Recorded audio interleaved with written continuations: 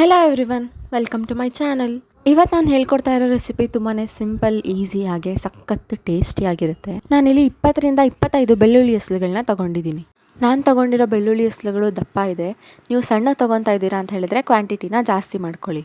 ಇದಕ್ಕೆ ಅರ್ಧ ಸ್ಪೂನ್ ಖಾರದ ಪುಡಿ, 1/4 ಸ್ಪೂನ್ ಗರಂ ಮಸಾಲ ಮತ್ತು 1/4 ಸ್ಪೂನ್ ಧನಿಯಾ ಪುಡಿ ಹಾಕಿದ್ದೀನಿ. ಅದಕ್ಕೆ ಸ್ವಲ್ಪ ನೀರು ಹಾಕಿ ರುಬ್ಕೊಳ್ಳಿ.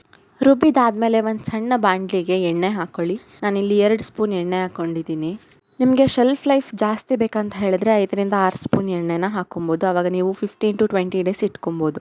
ಎಣ್ಣೆ ಕಾದ್ಮೇಲೆ ಒಂದು ಸ್ವಲ್ಪ ಸಾಸಿವೆ ಹಾಕ್ಕೊಳ್ಳಿ. ಸಾಸಿವೆ ಸಿಡ್ದಾದ್ಮೇಲೆ ಒಂದು ಸ್ವಲ್ಪ ಕಡಲೆಬೇಳೆ, ಜೀರಿಗೆ ಹಾಕ್ಕೊಳ್ಳಿ. ನಿಮಗೆ ಬೇಕು ಅಂತ ಹೇಳಿದ್ರೆ ಹಿಂಗು ಮತ್ತು ಕರ್ಬೇವಿನ ಸೊಪ್ಪನ್ನು ಕೂಡ ಸೇರಿಸಬಹುದು. ಹಿಂಗೆ ಹಾಕಿದ್ರೆ ರುಚಿ ತುಂಬಾ ಚೆನ್ನಾಗಿ ಬರುತ್ತೆ. ಕಡಲೆಬೇಳೆ ಸ್ವಲ್ಪ ಗೋಲ್ಡನ್ ಬ್ರೌನ್ ಆಗ್ತಾ ಇದೆ ಅಂತ ಹೇಳಿದಾಗ ನಾವು ಇದಕ್ಕೆ ಬೆಳ್ಳುಳ್ಳಿ ಖಾರನ ಹಾಕೊಬೇಕು. ನಾವು ಇದನ್ನ ಎಣ್ಣೆಗೆ ಹಾಕಿದ ತಕ್ಷಣ ಇದ್ರದ್ದು ಘಮ ಮನೆ ತುಂಬಾ ಹರಡುತ್ತೆ. ಇದನ್ನ ಮಾಡ್ತಾನೆ ಸಖತ್ತು ಟೆಂಪ್ಟಿಂಗ್ ಆಗಿರುತ್ತೆ. ಇದು ನೀಟಾಗಿ ಹಸಿ ವಾಸನೆ ಹೋಗೋ ತನಕ ಹಾಗೆ ಫ್ರೈ ಮಾಡ್ತಾ ಇರಬೇಕು. ಫ್ರೈ ಮಾಡಿ ಎಣ್ಣೆ ಎಲ್ಲ ಬಿಟ್ಟಾದ್ಮೇಲೆ ಇದಕ್ಕೆ ಒಂದು ಸ್ವಲ್ಪ ಹುಣಸೆ ರಸ ಹಾಕೊಬೇಕು. ಹುಣಸೆ ರಸ ಹಾಕಿ ಒಂದು 5 ನಿಮಿಷ ಆದ್ಮೇಲೆ ನಾವು ಇದಕ್ಕೆ ಒಂದು ಸ್ವಲ್ಪ ಸಕ್ಕರೆ ಅಥವಾ ಬೆಲ್ಲನ ಹಾಕೊಂಡ್ರೆ ಟೇಸ್ಟ್ ತುಂಬಾನೇ ಚೆನ್ನಾಗಿ ಬರುತ್ತೆ. ಚೆನ್ನಾಗಿ ಕುದ್ದಿ ಲಾಸ್ಟಲ್ಲಿ ಇನ್ನೇನು ಗಟ್ಟಿ ಆಗ್ತಾ ಇದೆ ಅನ್ಬೇಕಾದ್ರೆ ಇದಕ್ಕೆ ಉಪ್ಪನ್ನ ಹಾಕೊಬೇಕು. ಸಾಂಬಾರಾಗಲಿ ಅಥವಾ ಗೊಜ್ಜಾಗಲಿ ಯಾವುದನ್ನ ನಾವು ಜಾಸ್ತಿ ಕುದಿಸ್ತೀವಿ ಅದಕ್ಕೆ ಕೊನೆಯಲ್ಲಿ ಉಪ್ಪು ಹಾಕಬೇಕು.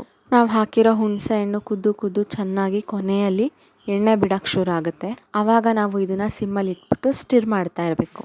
ಈ ಥರ ಸ್ಟಿರ್ ಮಾಡಿ ಆದಮೇಲೆ ಕೊನೆಗೆ ರುಚಿಗೆ ತಕ್ಕಷ್ಟು ಉಪ್ಪನ್ನ ಹಾಕೊಳ್ಳಿ. ನೀವಿಲ್ಲಿ ನೋಡ್ತಾ ಇರೋಂಥ ಕನ್ಸಿಸ್ಟೆನ್ಸಿಗೆ ಬಂದ ಮೇಲೆ ಆಫ್ ಮಾಡಿ. ಇದನ್ನು ಅನ್ನ, ರೊಟ್ಟಿ, ಚಪಾತಿ, ದೋಸೆ ಪ್ರತಿಯೊಂದರ ಜೊತೆಗೂ ತಿನ್ಬೋದು. ನಿಮಗೇನಾದರೂ ಈ ರೆಸಿಪಿ ಇಷ್ಟ ಆಗಿದ್ರೆ ನನ್ನ ಚಾನಲ್ನ ಸಬ್ಸ್ಕ್ರೈಬ್ ಮಾಡ್ಕೊಳ್ಳಿ, ಲೈಕ್ ಮಾಡಿ, ಶೇರ್ ಮಾಡಿ. Thank you everyone.